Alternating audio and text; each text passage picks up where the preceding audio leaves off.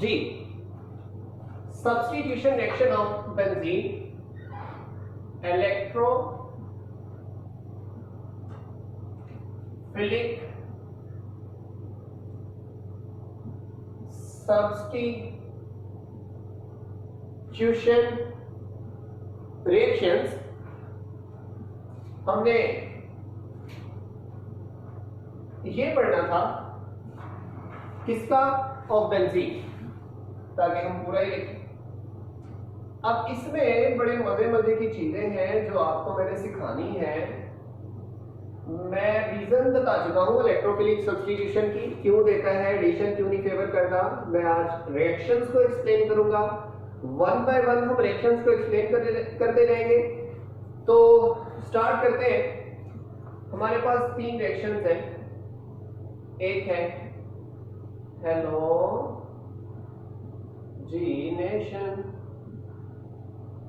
एक है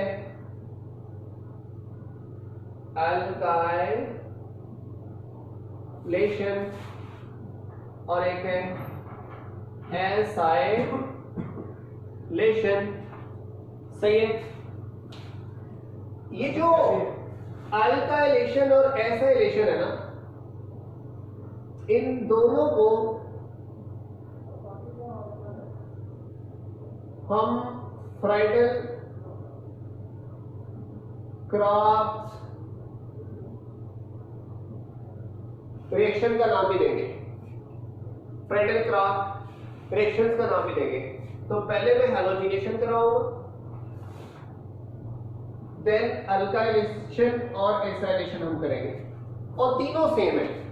नाइट्रेशन और सल्फोनेशन में हल्का सा डिफरेंस है, उसके बाद मैं उसको लिखूंगा, वो भी तकरीबन सेम ही है। तो पहले मैं डेफिनेशन लिखता हूं। Introduction of halogen group at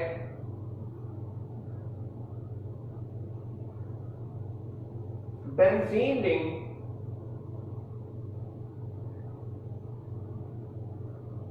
in the presence of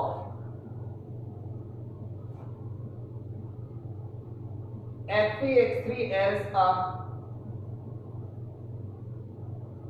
catalyst is called halogenation। तो पुत्र एक बात सुन ले, बात कर, हेलोजिनेशन में हमने कॉन्सेप्ट बनाया होता है addition. No, this is not addition, this is just substitution, या उसके ऊपर लगाना, इंट्रोड्यूस करवाना। ऐसे ही तो इसकी डेफिनेशन कर ली जाए, इसे हम कहते हैं introduction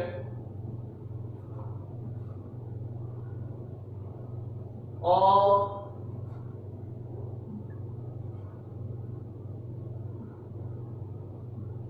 alkyl group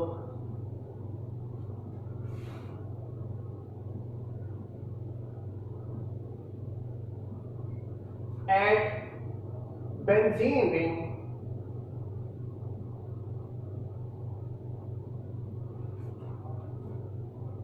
in the presence of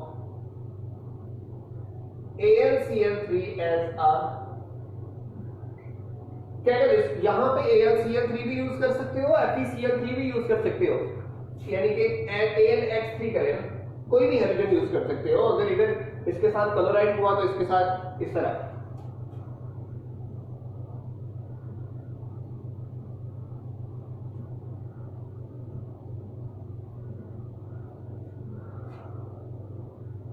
AlCl3 as a catalyst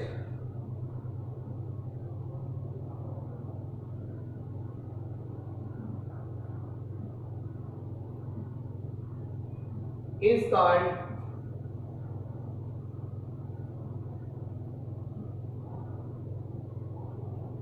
alkylation. और एसाइलेशन में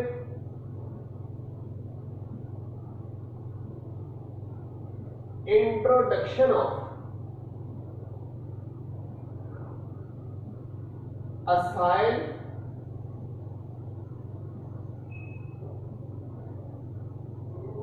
ग्रुप at benzening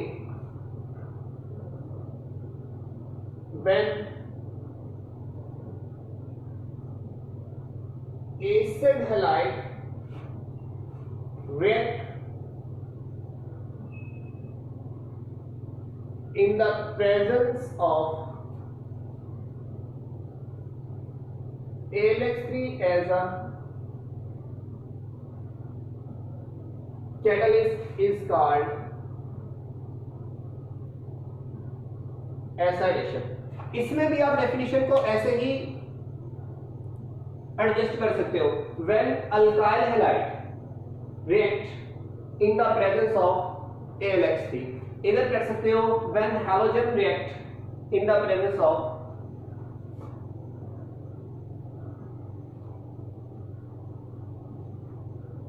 कैटलिस्ट.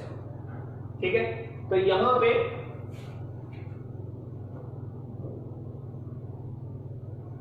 लिख सकते हो आप when alkyl halide react, और यहां पे लिख सकते हो आप when halogens react in the presence of, तब के ये डेफिनेशन जाके क्या हो जाए, कंप्लीट हो जाए, इसमें किसी चीज की कमी न रह जाए. ठीक है, लो अब मैं आपकी खिदमत में इनका 4 स्टेप पर मुश्तमिल अगला काम करने लगा हूं. सबसे पहले मैं यहां पे लिखूंगा general reaction.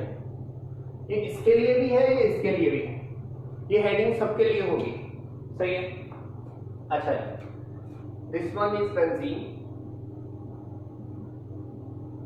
First step, let's suppose that coloring, this will give you coloring, और HCl क्लोरोबेंजीन, यहां पे FeCl3 आएगा. उसकी वजह यह है कि जौन सा हेलोजन हम इधर यूज करेंगे वही वाला कैटलिस्ट में होगा.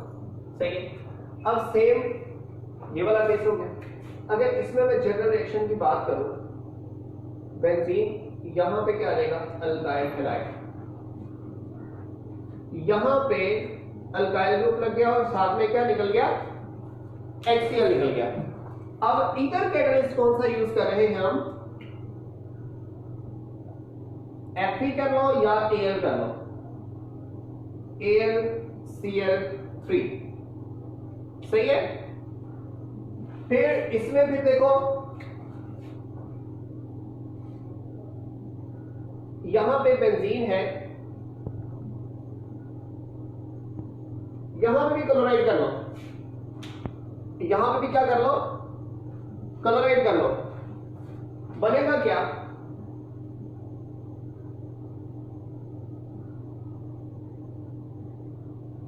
साथ में फिर HCl, और इधर कैटलिस्ट फिर से क्या आएगा, AlCl3. सही है. कैटलिस्ट क्या आएगा, AlCl3. वो वाली जगह बाद में क्लियर करता हूं. देखिए, पहले इनके मैकेनिज्म समझ लें. तीनों के रिएक्शन सारों के साथ HCl, इसके साथ HCl लिखा हुआ है. ठीक है, वो देख लें आप. बाकी मैं रिएक्शन क्लियर करता हूं. अब सब में ये वाला जनरल रिएक्शन ठहराया, ये वाला जनरल रिएक्शन ठहराया. अब मैं सब में एक नाम लिखने लगाऊं, that is known as mechanism.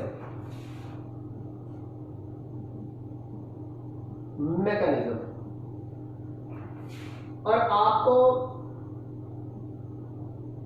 ये समझने के बाद इतना यकीन हो जाएगा कि these reactions are too much easy one. देखिए कैसे too much easy one है. सुने, सबसे पहला स्टेप है formation of strong electrophile. Formation of strong electrophile, इसके लिए भी सेम इसके लिए भी सेम, तीनों रिएक्शन भी सेम है। मजे की बात देखो, FeCl3 Cl2 के साथ मिलेंगे। अगर मैं रिएक्शन को जरा वाज़ेह कर दूं, ये बनाएगा क्या, FeCl4 नेगेटिव Cl पॉजिटिव। कैसे, मैं एक रिएक्शन में वजाहत दे रहा हूं, ये दोनों के दोनों इलेक्ट्रॉन कौन उठा लेता है, आयरन। ये इलेक्ट्रोफाइल होता है, ये स्ट्रॉन्ग इलेक्ट्रोफाइल बना देता है, इसे कहते हैं क्लोरोनियम आयन। हैलोजिनोनियम आयन से क्लोरोनियम आयन। फिर सुने, Fe, यहां पे Fe की जगह Al यूज कर दो बेशक। AlCl3 plus Cl2 gives you AlCl4 negative, यहां पे सॉरी Cl अल्काइल लाइट। अब अल्काइल या मिथाइल या ethyl whatever you can use, alkyl है तो अल्काइल लिखा हुआ है, तो यहां पे क्या बनेगा, अल्काइल पॉजिटिव। और दैट मीन इज कॉल्ड, क्या नाम है इसका, carbocation. That is also strong electrophile because it carry positive charge. अब यहां पे फिर से देखो, AlCl3 है और इसके साथ मिल रहा है, ये फिर से क्या बनेगा, इसमें पॉजिटिव होगा और साथ में AlCl4 क्या होगा, नेगेटिव। सही है। अब यहां पे ये एसीटेट, या हम उसे कह सकते हैं पॉजिटिव आयन ऑफ एसिड, जो भी डेरिवेटिव एसिड का डेरिवेटिव उसका पॉजिटिव आयन है। सही है। अब सुने second step, attack of electrophile on benzene ring.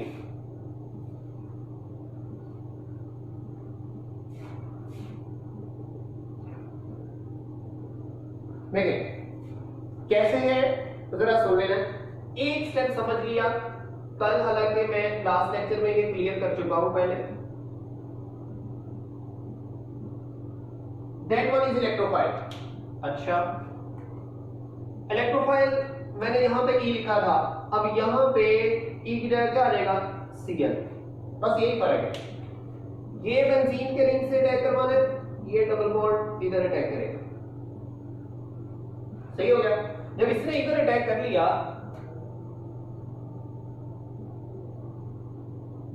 तो सुने जरा, ये क्लोरीन इधर लग गई, हाइड्रोजन इसका पहले ही होता है, पॉजिटिव चार्ज आ गया यहां पे, इसका स्टेप।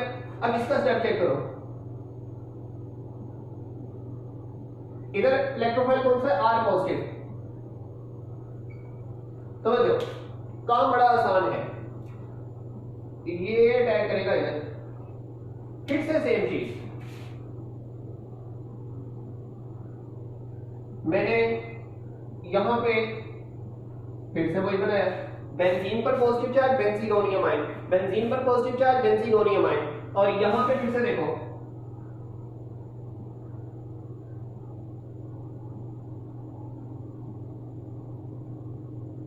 ये पॉजिटिव है, यहां से ये अटैक करेगा इधर। सही है, और इधर लग गया। अब ये बनेगा क्या,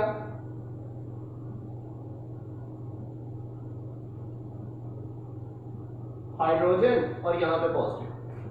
तो ये सारे के सारे क्या बना रहे, बेंजीनोनियम आयन। अच्छा, तो आखिरी स्टेप वो भी सब में सिमिलर है, री एरोमाटाइजेशन, इधर भी री एरोमाटाइजेशन, इधर भी री एरोमाटाइजेशन। अच्छा जी, कैसे, सुने, यही हमारे पास रिंग है, इधर इधर ये हमारे पास Cl, ये H और यहां पे पॉजिटिव। अब ये क्या आएगा, FeCl4 नेगेटिव। ये जो हमारे पास बचा था अब ये क्या करेगा, ये इधर H पे अटैक करेगा ऐसे, और इसके पाई इलेक्ट्रॉन्स क्या हो जाएंगे, रीजनरेट हो जाएंगे। पाई इलेक्ट्रॉन्स क्या हो जाएंगे, रीजनरेट हो जाएंगे। तो जब ये रीजनरेट होते हैं तो हम कहते हैं भाई एरोमेटिसिटी रीगेन होगी, इसलिए बेंजीन की स्टेबिलिटी पे कोई असर नहीं पड़ा। ये Cl इधर लगा रहा, H इसने ले लिया, ये क्या बनेगा HCl, और साथ में FeCl3 वैसे का वैसे निकल गया।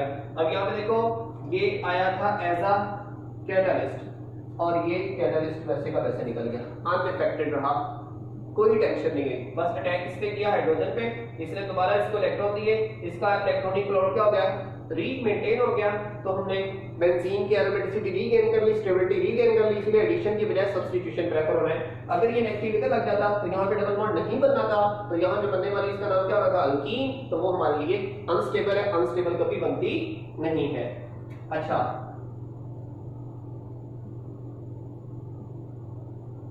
R H और फिर से पॉजिटिव, यहां पे फिर आएगा कौन, AlCl4 नेगेटिव। फिर से देखें, ये नेगेटिव ने अटैक किया किसके ऊपर, H के ऊपर, और ये बॉन्ड किधर शिफ्ट हो रहा है, आगे शिफ्ट हो गया। सही हो गया। तो फिर से एरोमेटिसिटी रीगेन हो गई, एरोमेटिसिटी के बाद HCl और AlCl3 दोबारा बन गया। यहां पे देखें, that one is catalyst, that one is catalyst, catalyst वैसे का वैसे ही है, इसे कोई असर ना पड़ा है ना पड़ेगा, क्योंकि कैटलिस्ट कहते हैं इसे जिसकी सेट पे कोई असर ना पड़े, कंसंट्रेशन चेंज ना हो। आखिरी बात जो एसाइलेशन के मुताबिक है वो देखें, यहां पे ये वाला कंपाउंड है बेंजीनोनियम आयन, कार्बोनाइल R, हाइड्रोजन इधर पॉजिटिव, और यहां पे आएगा AlCl4 नेगेटिव। क्या हुआ, इस नेगेटिव ने अटैक किया इस H के ऊपर, ये यहां आ गया। सही है,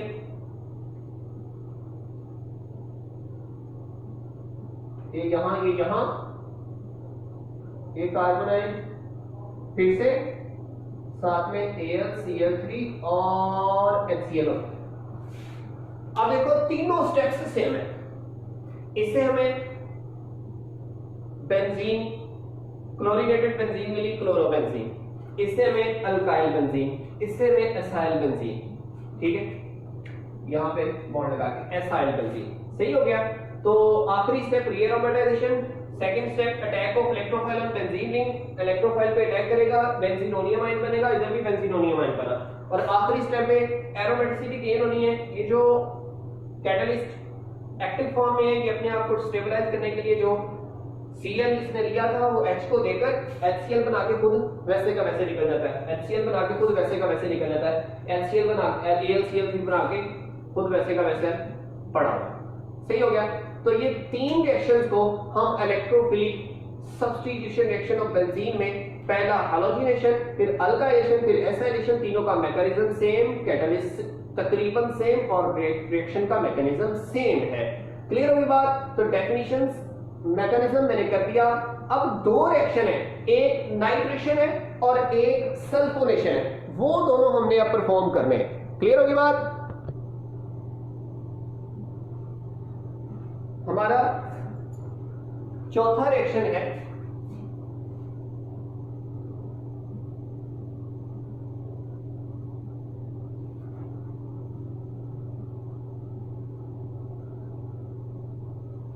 nitration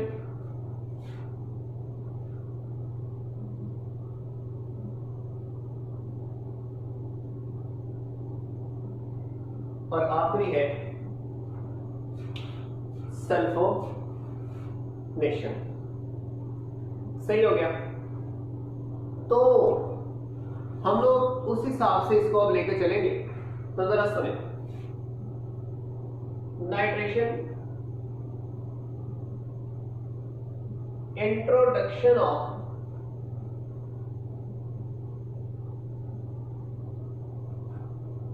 nitro group in the presence of ये ऐसे कहते हैं introduction of nitro group on benzene ring when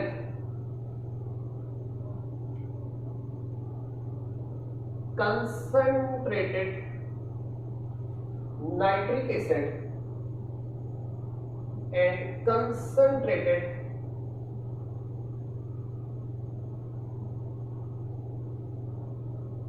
sulfuric acid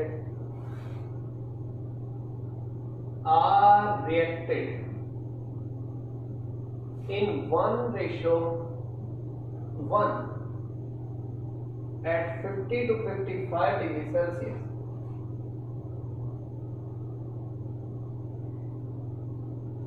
Is called nitration. उसे हम लोग क्या कहते हैं? नाइट्रेशन कहते हैं. सही है कि क्या होता है? नाइट्रो ग्रुप ऐड होता है. कंसंट्रेटेड सल्फ्यूरिक एसिड और नाइट्रिक एसिड जब 1:1 में रिएक्ट करते हैं, टेम्परेचर होता है 50 to 55 डिग्री सेल्सियस, तो हम इसे क्या कहते हैं? नाइट्रेशन. ऐसे ही अगर सल्फोनेशन को देखा जाए तो ये होती है introduction of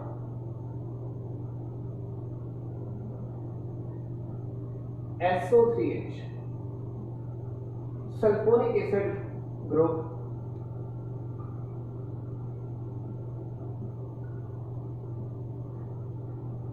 on benzene ring when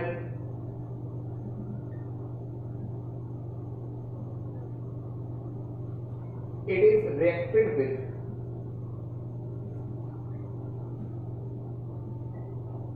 fuming sulfuric acid or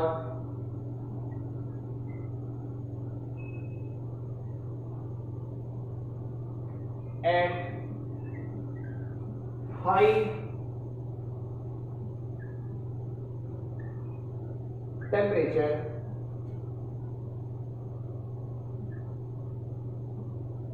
is called sulphonation. इसमें जो आपको अजीब चीज नजर आएगी वो होगा इलेक्ट्रोफाइल का जनरेट होना. वो क्या होगा? इलेक्ट्रोफाइल का जनरेटर. सही है. हम वो बताएंगे आपको जिससे आपको चीजें क्लियर होंगी. सबसे पहले इधर भी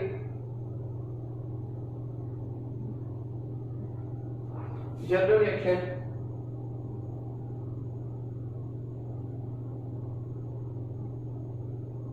और इधर भी जनरल रिएक्शन हम लोग करने लगे. लाइक बचा लो ये कौन है? बेंजीन. इसके अंदर हमने नाइट्रिक एसिड डाला है. H2SO4 कैटलिस्ट होगा. ठीक है. वो हम यहां पे लिख देंगे कि concentrated H2SO4 catalyst 50 to 55 degree Celsius temperature. हमारे पास बनने क्या आ रहा है? NO2 plus H2O. यहां पे जनरल रिएक्शन हमारे पास H2SO4 कैटलिस्ट भी H2SO4.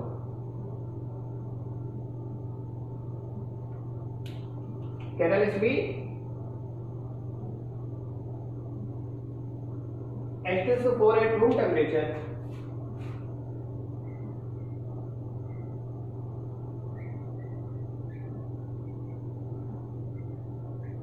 और ये बनाएगा क्या? SO3 plus H2O। ये हो गया जनरल रिएक्शन। अब मैं जरा इसका क्रियाक्रम करने लगा एंट्री के हिसाब से भी। प्रिपरेशन ऑफ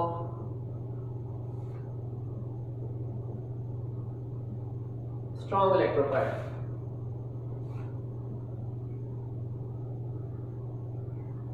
यहां पे भी प्रिपरेशन ऑफ स्ट्रॉन्ग इलेक्ट्रोफाइल, ये दोनों स्टेप समझने वाले देखें। ये है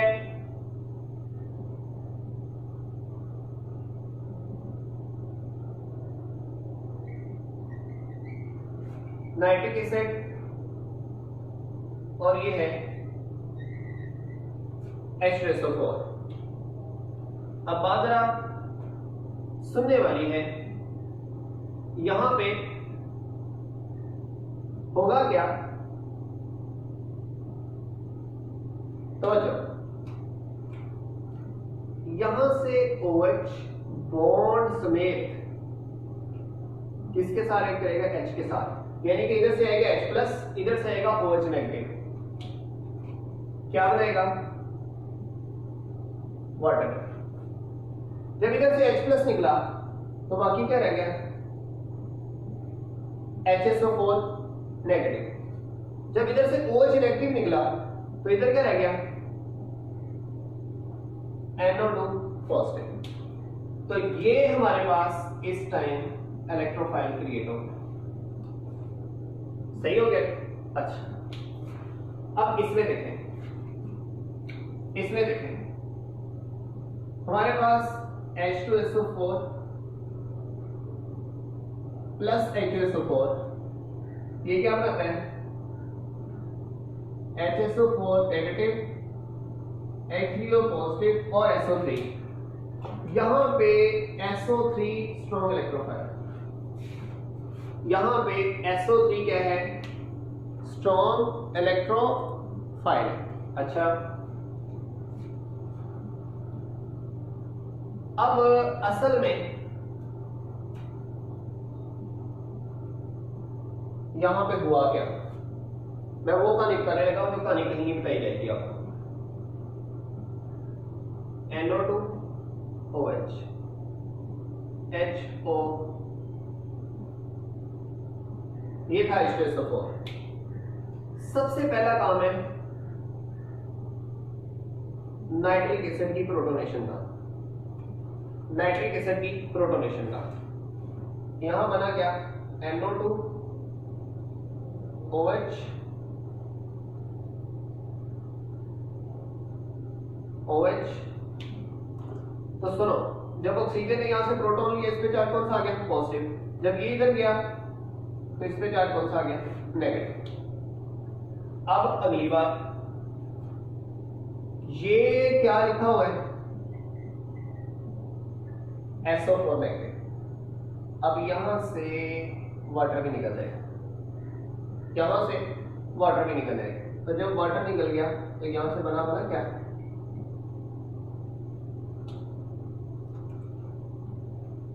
बना क्या, NO2 पॉजिटिव एंड क्या निकला, वाटर। यानी कि आपके पास NO2 पॉजिटिव भी मिल गया आपको और ये भी मिल गया। तो इसलिए पहला स्टेप सुन ले, first step is protonation of nitric acid, then dehydration. तो इसलिए work of sulphuric acid is first step protonation, second step dehydration या जनरेशन ऑफ स्ट्रॉन्ग इलेक्ट्रोफाइल। ये याद रखें, इसमें भी सेम केस है।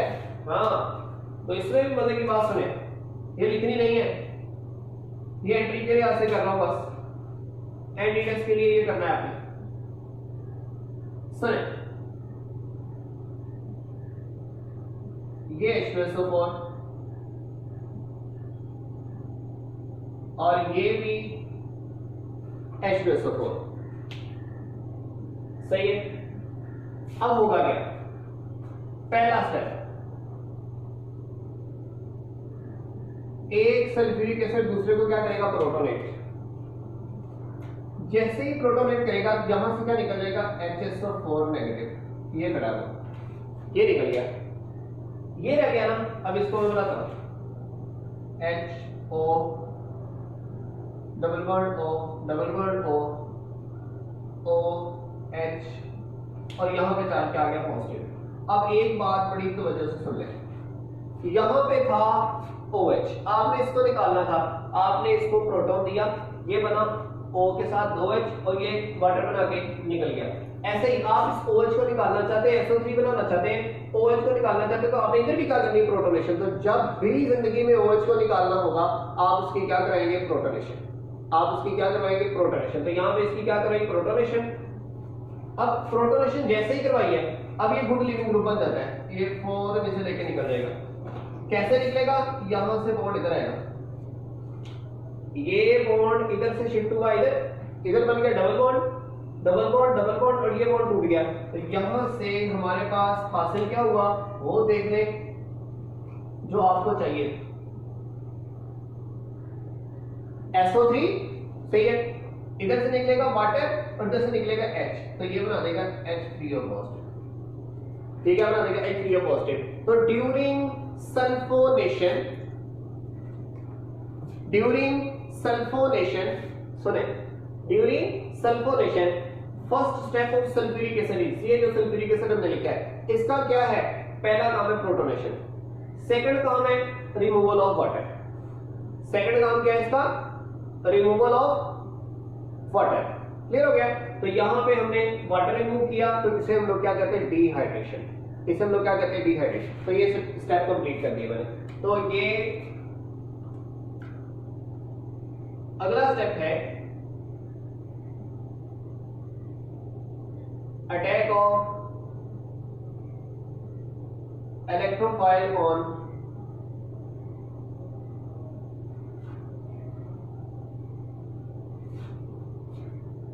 बेंजीन। अब वो हम करवा लेते हैं,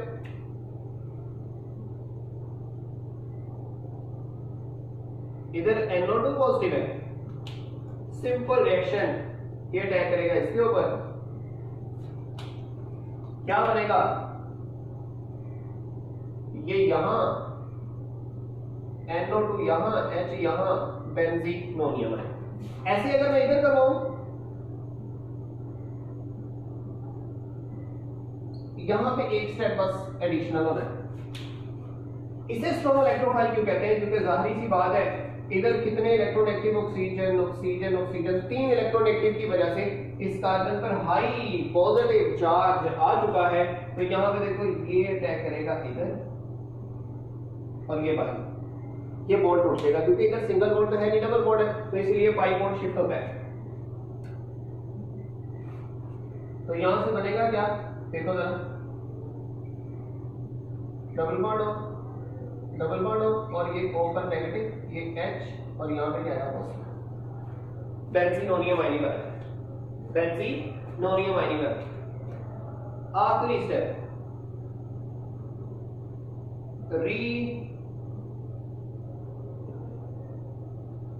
एरोमाटाइजेशन।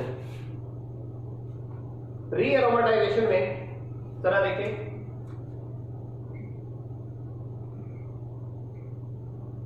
ये NO2, ये H और ये पॉजिटिव, और यहां पे हमारे पास कौन सा निकला था, ये HSO4 नेगेटिव, क्योंकि ये कैटालिस्ट था ना, ये क्या करेगा, दोबारा इसके ऊपर अटैक करेगा और इसे री एरोमेटिक बना देगा। लो जी, बेंजीन की स्टेबिलिटी क्या होगी, रीगेन, यहां पे क्या लग गया, NO2 और साथ में क्या निकल गया, H2SO4। तो हजरत जी H2SO4 यहां पे था, H2SO4 वैसे का वैसे यहां पे निकल गया, क्योंकि ये एज अ कैटलिस्ट आया था और एज अ कैटलिस्ट ही रहेगा, इसे और कोई शायद छेड़ नहीं सकती, तो छेड़े की जरूरत नहीं है। इसमें देखें रीएरोमेटाइजेशन का स्टेप,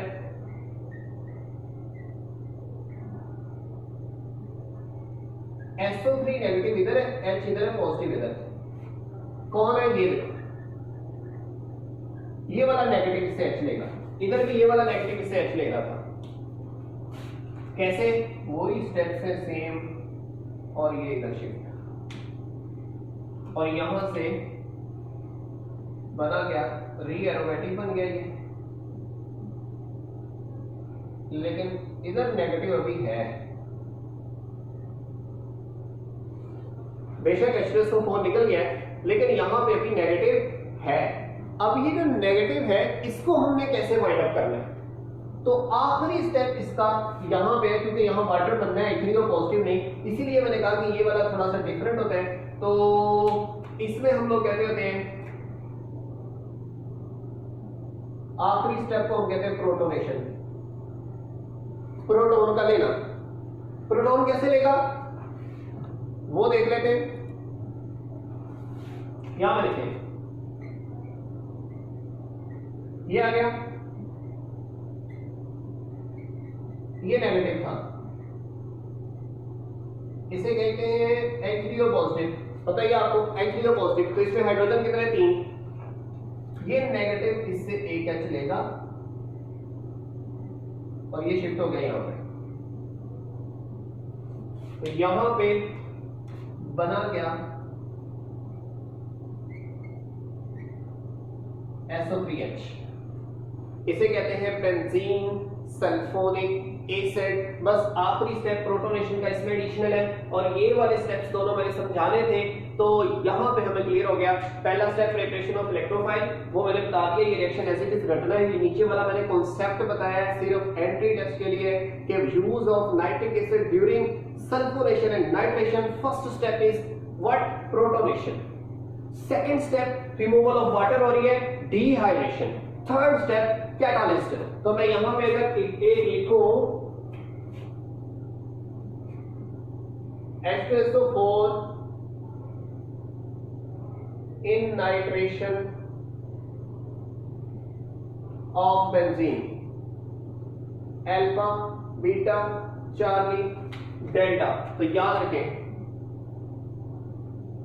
एज कैटलिस्ट B है, एज प्रोटोनेटिंग एजेंट भी है, और एज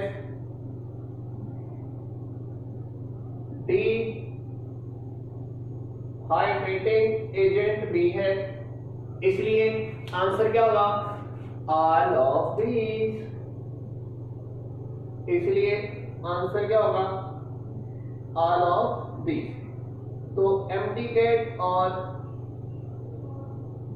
ई कैट के हवाले से ये बड़ा ही इंपॉर्टेंट सवाल है, ये बड़ा ही इंपॉर्टेंट सवाल है, सही है।